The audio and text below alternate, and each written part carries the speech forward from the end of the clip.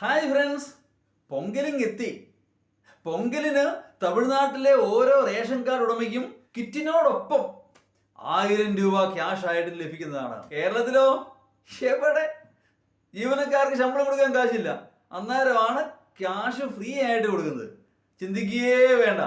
സൗജന്യമായി പണം കൊടുക്കുന്നത് സാമ്പത്തിക വിദഗ്ധരൊന്നും അംഗീകരിക്കുകയില്ലെങ്കിൽ പോലും പ്രായോഗികമായി ചിന്തിച്ചാൽ അതിൽ വലിയ മനഃശാസ്ത്രമുണ്ട്. അതായത് ഈ പണം ചെല്ലുന്നത് സാധാരണക്കാരന്റെ കയ്യിലേക്കാണ്. അവൻ ആ പണം ഒരിക്കലും ബാങ്കിൽ കൊണ്ട് നിക്ഷേപിക്കുകയോ പൂഴ്ത്തി വെക്കുകയോ ഇല്ല.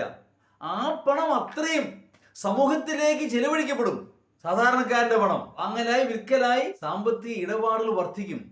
അപ്പൊ അത് നല്ല ശതമാനം ടാക്സ് ആയിട്ട് ഗവൺമെന്റിലേക്ക് തന്നെ തിരിച്ചു വരും. കാരണം സാധനങ്ങൾ വാങ്ങിയാലും വിറ്റാലും എന്ത് ചെയ്താലും സാമ്പത്തിക ഇടപാട് നടന്നാൽ സർക്കാർ നികുതി കിട്ടും. അതോടനുബന്ധിച്ച് അനുബന്ധ സാമ്പത്തിക ഇടപാടുകളും വർദ്ധിക്കും. അങ്ങനെ സമ്പദ് വ്യവസ്ഥയ്ക്ക് ഒരു ഉണർവുണ്ടാവാൻ ഇത്തരം നടപടികൾ തീർച്ചയായും ഉപകരിക്കുക തന്നെ ചെയ്യും. എവിടെ? മലയാളിക്കൊന്നും പറഞ്ഞിട്ടില്ല. കേന്ദ്രം തന്നില്ല, കടമെടുപ്പ് പരിധി ഉയർത്തിയില്ല, ഇങ്ങനെയുള്ള പരാതി പറച്ചിലല്ലാതെ കേരളത്തിൽ ഇത്തരം ഒരു പരിപാടി സ്വപ്നം കാണാൻ പോലും പറ്റുമെന്ന് ഞാൻ കരുതുന്നില്ല.